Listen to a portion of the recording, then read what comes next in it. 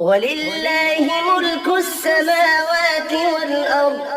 ويوم تقوم الساعة يومئذ يخسر المبطلون وترى كل أمة جاثية كل أمة تدعى إلى كتابها اليوم تجزون ما كنتم تعملون هذا كتابنا ينطق عليكم بالحق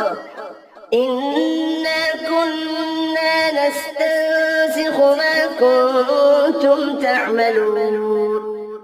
فأما الذين آمنوا وعملوا الصالحات